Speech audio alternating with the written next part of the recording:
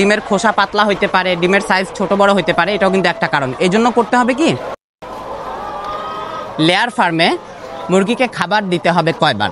Standard খাবার দেওয়ার নিয়ম হচ্ছে 2 বেলা। একটা হচ্ছে গিয়ে সকালের দিকে দেন, একটা হচ্ছে গিয়ে বিকালের দিকে দেন, শেষ বিকালের দিকে দেন। এখন এক্ষেত্রে কিছু গুরুত্বপূর্ণ বিষয় আছে আপনাকে যেটা ফলো করতে হবে। দেখেন, মুরগির শরীরে যে ডিমটা তৈরি হয়, একটা ডিম যখন মুরগির শরীরে উৎপন্ন হয়, এই ডিমটা কিন্তু দিনের বেলা তৈরি হয় না। এই ডিমটা কিন্তু ওভারনাইট, মানে রাত্রেবেলা মুরগির শরীরে মানে পেটের ভিতরে এই ডিমটা হয় এবং সে কিন্তু সকালবেলায় এই ডিমটা পাড়ে। এই জন্য হবে কি, এই যে লেয়ারের খাবারটা, এই খাবারটা তো স্পেশাল, মানে লেয়ারের ডিম পাড়ার জন্য এই খাবারটা, তাই না? তো এই খাবারটা করতে হবে কি, এটা আপনাকে মাথায় রাখতে হবে দীর্ঘ সময় যেন খাবারটা পেটে থাকে।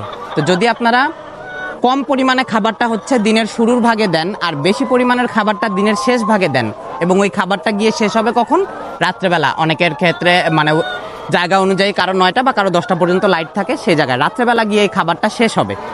তো হবে কি, সারা রাত ওর পেটে এই খাবারটা থাকবে এবং এই ডিমটা সুন্দরভাবে প্রোডাকশন হতে পারবে খাবার। এখন আপনাদের প্রশ্ন আসতে পারে যে কতটুকু খাবার দিব প্রথমবারে আর কতটুকু খাবার দিব শেষ টাইমে। 40% খাবার দিবেন সকালবেলার দিকে আর 60% খাবার দিবেন নেক্সট ডে। 40% সকালে আর 60% বিকালে।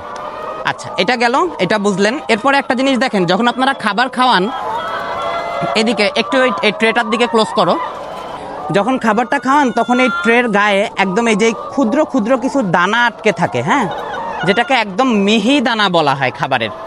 একদম ক্ষুদ্র দানা, ক্ষুদ্র ক্ষুদ্র কিছু দানা থাকে। তো এইগুলা থাকলে দেখা যায় এরকম কাঁচায় টাচায়া আপনারা খানিকটা করে এই যে ডাস্ট বলা হয় খাবারের ডাস্ট, এটাকে এই ডাস্টটা আপনারা ফেলে দিতেছেন। এই কাজটা কখনোই করা যাবে না। এই ডাস্টটা কিন্তু হচ্ছে গিয়ে খাবারের মিনারেল থাকে, বিভিন্ন ভাইটামিনস থাকে, এই জিনিসগুলো কিন্তু মিক্স থাকে লেয়ার ফার্মে, মানে লেয়ারের খাবারের মধ্যে। তো দেখেন, এই খাবারটা আপনারা যে ডাস্ট খাবারগুলো থাকতেছে, এই যে গুঁড়া খাবারগুলো থাকতেছে, এই গুঁড়া খাবারগুলো যদি আপনারা ফেলে দেন তাহলে কিন্তু মুরগি তার আলটিমেট যে ভিটামিন মিনারেল এই জিনিসগুলো কিন্তু পর্যাপ্ত পরিমাণে পাইলো না। তখন হবে কি, মুরগির ডিমের খোসা পাতলা হইতে পারে, ডিমের সাইজ ছোট বড় হইতে পারে, এটাও কিন্তু একটা কারণ। এই জন্য করতে হবে কি, যে খাবারটুকু থেকে যাবে ওই খাবারটুকু আপনি আলাদা একটা পরিষ্কার পাত্রে, মনে করেন আপনার একদম শেষ রাতে যখন আপনি ক্লিন করতেছেন, কিছু খাবার আপনার থেকে গেছে, ওইটা একটা পরিষ্কার পাত্রের ভিতরে হচ্ছে ওই খাবারটা নামায় রাখবেন। এবং সকালবেলা যখন আপনি নতুন খাবার দিবেন তখন ওই গুঁড়া খাবারটা ওই খাবারের সাথে মিক্স করে দিতে হবে। মানে এটা মাথায় রাখেন, মুরগিকে কিন্তু এই গুঁড়া খাবারটা অবশ্যই খাওয়াইতে হবে। না খাওয়াইলে কিন্তু মুরগির প্রোডাকশনে অনেক সময় মানে প্রোডাকশনটা হ্যাম্পার করে, প্রোডাকশনটা অনেক সময় কমে যায়, অনেক সময় স্লো হয়ে যায়, ডিমের খোসা পাতলা হয়ে যায়। এবং হয় কি, মুরগি কিন্তু এই যে ঠোকরা ঠুকরি করে, মুরগির ঠোঁট কাটা আছে ঠিকই, কিন্তু তারপরেও মুরগি ঠোকরা ঠুকরি করে।